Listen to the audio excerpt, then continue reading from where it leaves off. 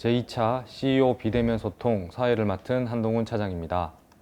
지난 1월 우리나라의 코로나19 확진자가 처음 발생한 이후 11월 현재까지도 우리는 감염병과 사투를 벌이고 있습니다. 이제는 감염병과 공존이 불가피한 상황이 아닌가 하는 생각이 드는데요. 코로나 이후 우리가 맞이하게 된 뉴노멀 시대를 대비해서 정부는 물론 민간에서도 앞다투어 혁신과 변화를 추구하고 있습니다. 이러한 상황 속에서 포스트 코로나 시대에 공단이 나아가야 할 방향에 대해 이사장님 그리고 직원들과 논의하는 시간을 가져보고자 합니다. 안녕하세요. 안녕하세요. 네, 만나서 반갑습니다. 바쁘신 가운데 시간 내주셔서 감사드리고요. 이사장님부터 앉으신 순서대로 간략하게 인사 부탁드리겠습니다. 예, 안녕하세요. 이사장 차성수입니다. 네, 안녕하십니까. 저 방패물 검사팀 윤정욱 차장입니다. 네, 안녕하십니까. 정보보안팀 이승목 과장입니다. 네, 감사합니다. 이사장님 지난 1차 영상에 이어서 오늘도 시간 내주셔서 감사드리고요. 그리고 특별히 두 분도 바쁘신 현업 가운데 시간을 내주셔서 이렇게 감사드립니다. 두 분께서는 이사장님과 개인적으로 특별히 시간을 많이 하실 기회는 없을 것 같은데 또 이렇게 특별히 영상으로 또 참여하게 되셨습니다. 특별히 소감 있으시면 추가적으로 말씀 좀 부탁드립니다. 네, 저는 전략실험부 요청으로 선뜻 지원을 하긴 했는데 그 이사장님이랑 같이 촬영을 한다고 해서 사실 걱정을 좀 많이 했습니다. 그런데 막상 이제 촬영이 시작되고 나니까 마음이 편해져서 오늘 아주 잘할 수 있을 것 같습니다. 네, 감사합니다. 네, 저도 이제 이사장님과 소통하는 자리가 좀 영광스럽긴 하지만 걱정도 되고 또 처음 하는 영상 촬영이다 보니까 긴장도 좀 많이 되는데요. 열심히 임하도록 하겠습니다. 잘하실 것 같습니다. 이사님, 저희 오늘 주제를 시작하기에 앞서서 포스트 코로나 시대, 우리 공단이 왜 변화를 해야 되고 그리고 변화를 한다면 어떤 방향으로 변화를 해야 되는지 주제 토론에 앞서 간략하게 앞서 제가 말씀드린 거에 대해서 조금 말씀해 주신다면요. 예, 직원 여러분, 코로나 때문에 너무 힘드시죠? 정말 우리는 이제까지 경험해 보지 못한 새로운 세계에 살고 있는 것 같습니다. 호모사피엔스가 네안데르탈인을 이길 수 있었던 게 공동체를 만들어내는 능력이었는데, 그렇듯 우리들은 공동체를 만들고 소통하고 그것도 이제 전통적인 방식으로 대면해서 네트워킹하고 이런 게 익숙한 우리의 방식이었는데, 뭉치면 살고 흩어지면 죽는다, 이런 문화에서 흩어져야 산다는 문화에 적응해야 되는 것이 우리로서는 굉장히 고통스러운 일입니다. 그렇지만 다행스러운 것은 예전에 전염병이 창궐했던 시기, 스페인 독감도 있었고 이런 시기 때에는 소통의 수단이라는 게 굉장히 제한되어 있었죠. 비대면 소통밖에 없었습니다. 근데 최근 코로나 이전부터 디지털라이제이션이라든지 4차 산업혁명이라는 것들 통해서 우리가 많은 변화를 겪어오는 와중에 있었습니다.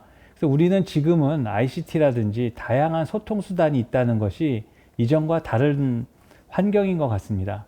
어쨌든 우리에게 주어진 방사선 폐기물 처분 관리를 안전하고 효율적으로 할 수 있도록 우리가 많은 노력을 계속해서 경주를 해야 될 텐데요. 그런 의미에서 어떻게 하면 포스트 코로나 시대에 있어서 우리들이 중단 없는 전진을 할 것인가, 이것을 놓고 토론하는 기회가 되어서 너무 기쁘게 생각합니다. 네, 감사합니다.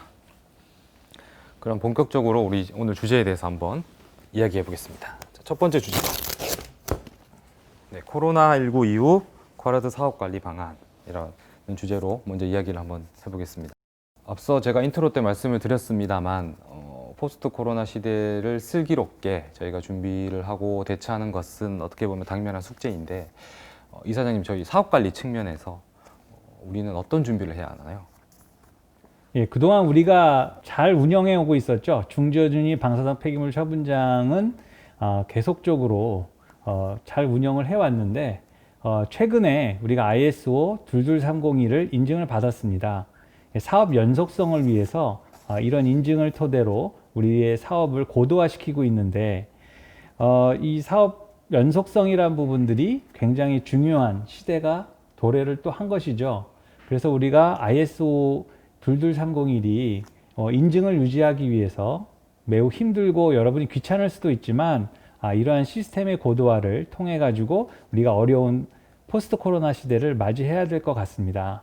그리고 또 우리가 공공기관으로서 한국판 뉴딜 정책이라는 것이 또 우리에게 주어진 사명입니다. 그래서 이런 한국판 뉴딜의 주요한 핵심적인 과제들과 우리의 역할이 어떻게 하면 잘 접목될 수 있을지 고민하고 이런 것들을 해결해 나가는 것이 우리의 큰 과제이겠습니다. 여러분도 잘 아시다시피 최근에 사용해결료 재검토위원회가 마무리 단계에 와 있습니다. 이것이 마무리되면 고준위 사업도 우리가 로드맵을 이제 마련하게 될 텐데요. 그거에 따라서 고준위 사업이 본격화될 것입니다. 그런데 이제 고준위 사업도 코로나 시대 이전하고 이후는 좀 차이가 있을 것 같습니다. 많은 내용에서 4차 산업혁명의 내용을 담아내는 것도 있지만 그동안 많은 고민들이 집약될 수 있을 것 같습니다. 뭐 로보틱스라든지 이렇게 좀 비대면 업무에 대해서 활성화가 된다든지 이렇게 해가지고 좀 새로운 전기가 또 마련되어서 더 고도화된 처분 방식, 더 고도화된 내용들을 준비해야 되는 이런 방향을 우리가 가져가야 될 것이라고 생각되어집니다. 네. 저희 공단의 본업인 방패물 관리와 관련해서 사업 연속성을 지속적으로 유지하고 그리고 또한 우리가 공공기관으로서 한국판 뉴딜 정책을 잘 뒷받침할 수 있는 그런 역할들이 필요하지 않나 그런 말씀을 해주신 것 같습니다.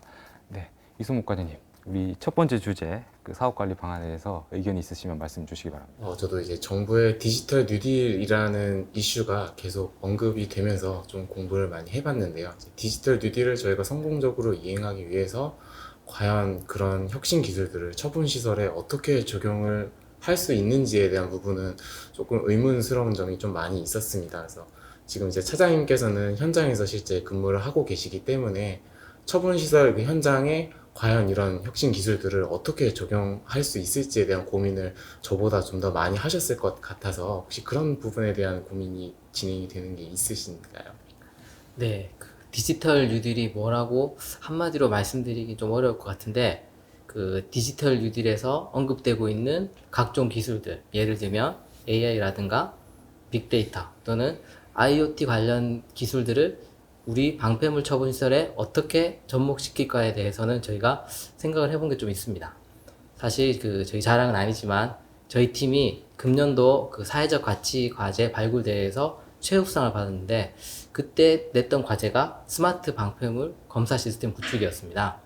그 비콘이라는 근거리 무선 통신 기술을 활용해서 방패물 저장 관리 정보를 관리하고 그리고 그 AI나 빅데이터를 이용해서 방패물 검사 판정 시스템을 구축하는 게 주요 내용인데요.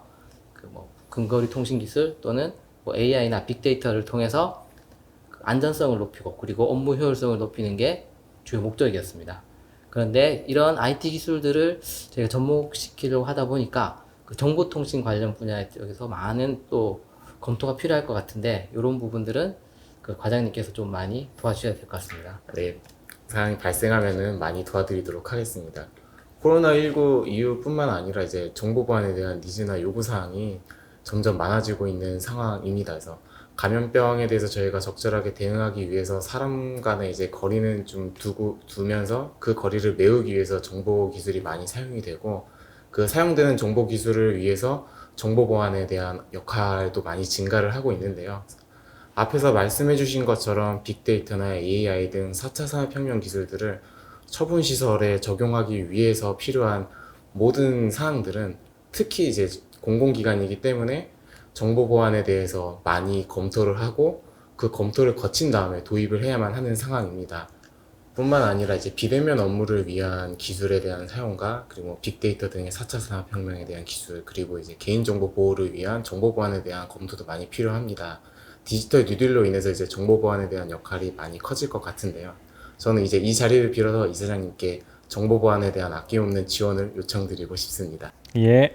네, 감사합니다. 네, 코로나19 이후 디지털 혁신이 주목받고 있습니다. 이에 대해 윤정우 차장님께서 방패물 검사 시스템에 대해서 말씀해 주셨고 우리 이승목 과장님께서는 그런 혁신 기술이 우리 업에 적용될수록 정보 보안의 강화성 또한 필요하다는 말씀을 해주셨습니다. 네, 감사합니다. 네, 그럼 다음으로 두 번째 주제 확인해 보겠습니다. 네, 두 번째 주제입니다. 포스트 코로나 시대의 코라드 스마트 오피스 도입 방안입니다. 이사장님, 스마트 오피스 도입 방안 결국은 재택근무를 포함한 비대면 근무 방식을 어떻게 도입하느냐가 이제 주안점이 될 것 같은데요. 그 재택근무나 이제 비대면 근무 방식을 도입하는 과정에서 특별히 저희가 고민해야 되거나 특별히 좀 주의를 기울여야 될 부분이 있다면 말씀 부탁드립니다. 예, 스마트 오피스를 구현한다고 하면은 궁극적으로 우리 사무실에서 모니터하고 키보드만 남게 될 것입니다. 클라우드 환경이 이제 구축이 되겠죠. 이것과 맞물려서 우리가 재택근무가 포스트 코로나 시대에 지금 많이 논란이 되고 있는데, 사실 재택근무는 우리 공단에 익숙한 근무 형태는 아닙니다. 포스트 코로나 시대 이후에 자주 듣게 되는 단어이긴 하지만, 그러나 우리가 근본적으로 스마트 오피스하고 맞물리면서 우리가 원격 근무라는 것이 큰 화두가 되고 있습니다. 그럼으로써 우리가 근무가 무엇인가에 대한 고민을 해보게 되는데요.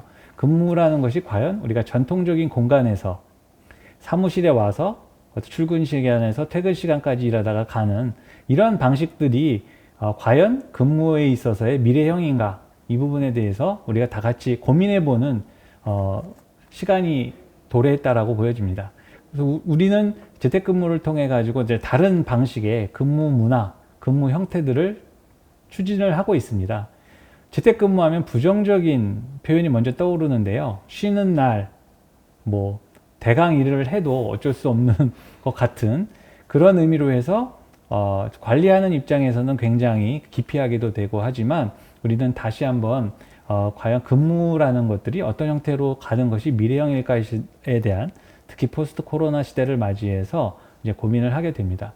재택근무의 그런 부정적인 측면에도 불구하고 우리는 재택근무가 갖고 있는 여러 가지 특성에 대해서 관리자나 통제의 입장이 아니라 근무자의, 우리 직원들의 입장에서 재택근무와 원격근무를 바라보자, 이런 것들이 저의 이제 고민의 축이고요.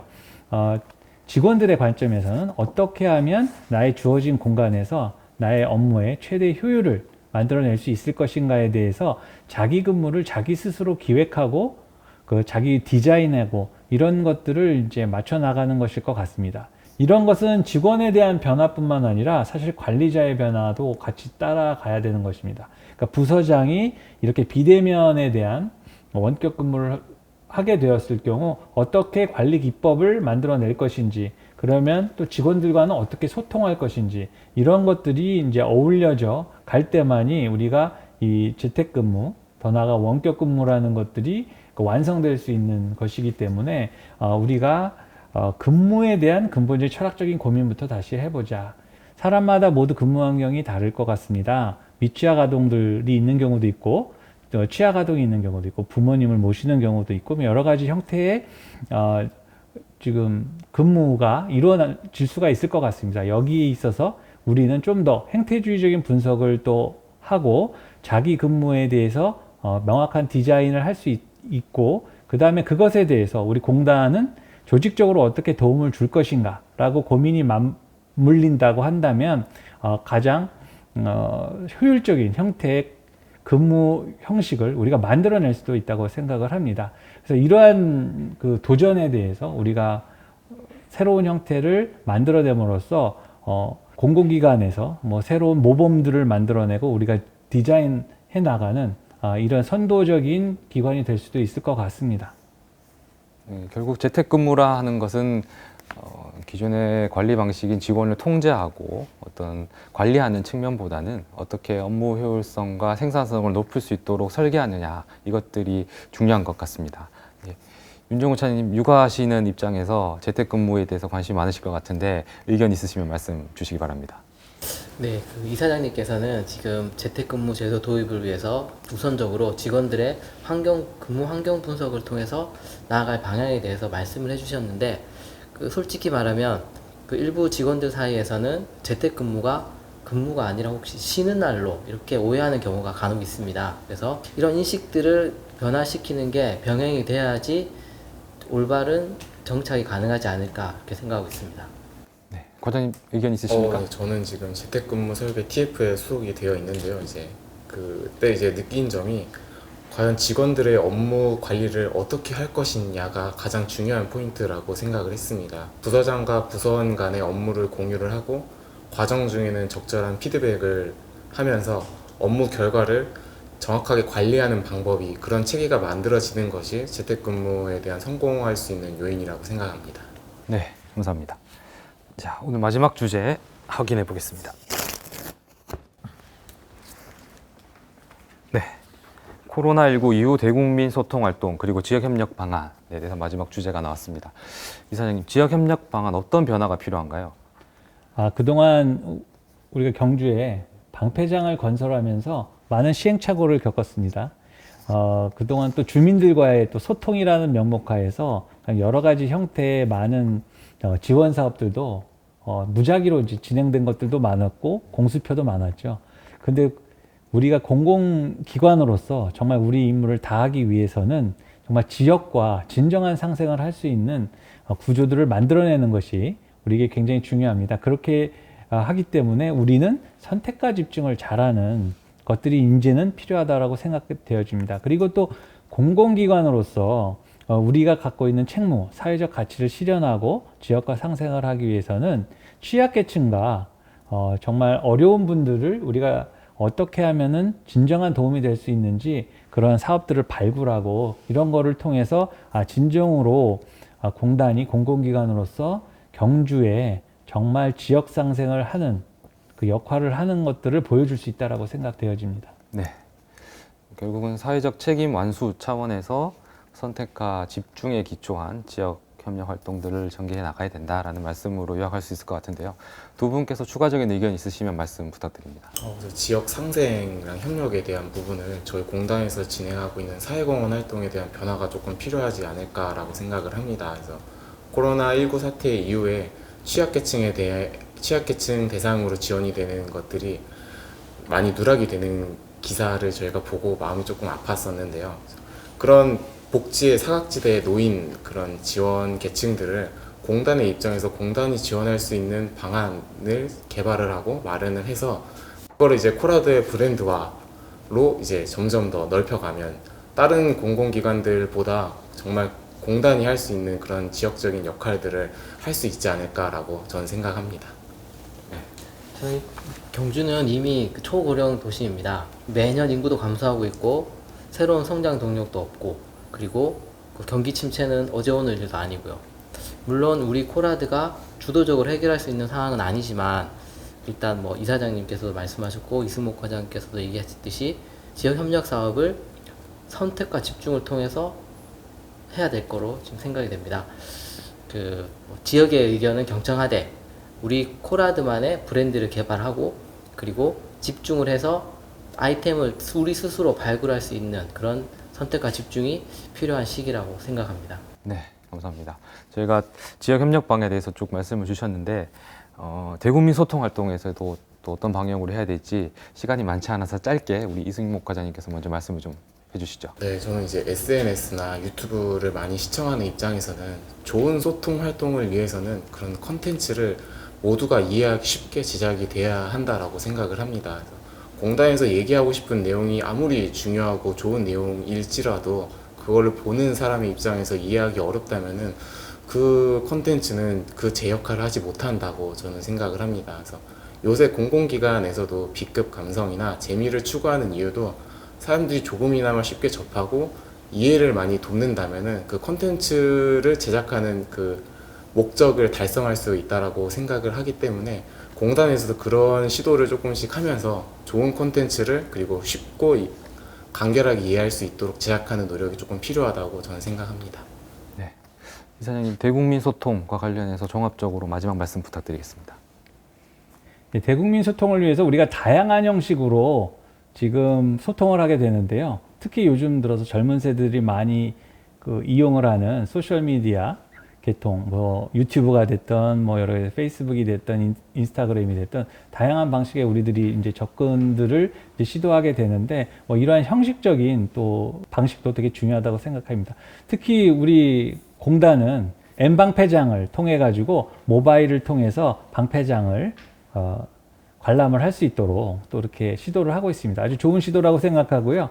좀 더 많은 사람들이 이런 M 방패장을 통해서 좀 친숙하게 접근을 할 수 있으면 좋겠다고 생각됩니다. 네, 감사합니다. 네, 코로나19 이후 이제 거리두기 문화가 고착화되면서 사람을 사귀는 방식도 이제는 온라인 형태의 비대면 소통이 많이 진행되는 것 같습니다. 저희가 대국민 소통 그리고 지역 협력 활동하는 건 역시 사람 간의 관계를 맺는 것과 다르지 않을 것 같습니다. 저희가 업무를 추진하는 데서 조금 더 고민하고 노력할 필요가 있을 것 같습니다. 네, 오늘 그래서 세 가지 주제에 대해서 다 같이 말씀을 한번 나눠봤는데요. 이렇게 바쁜 시간 내주셔서 감사드리고요.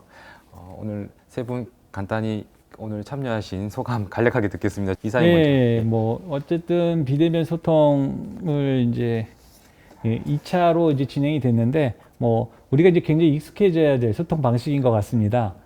그렇지만 굉장히 어떻게 보면 또 내용 전달력이 더 있을 수도 있고 해서 뭐 새로운 방식이지만 직원 여러분들께 많이 도움이 되었으면 하는 바람입니다. 네, 윤종훈 차장님.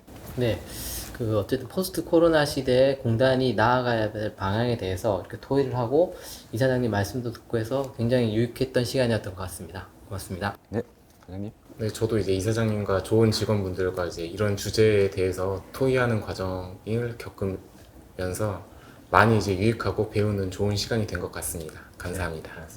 네, 오늘 세 분 함께 해주셔서 감사합니다. 예. 네, 고맙습니다. 네, 오늘 포스트 코로나 시대의 코라드라는 주제로 세 분을 모시고 이야기를 나눠봤습니다.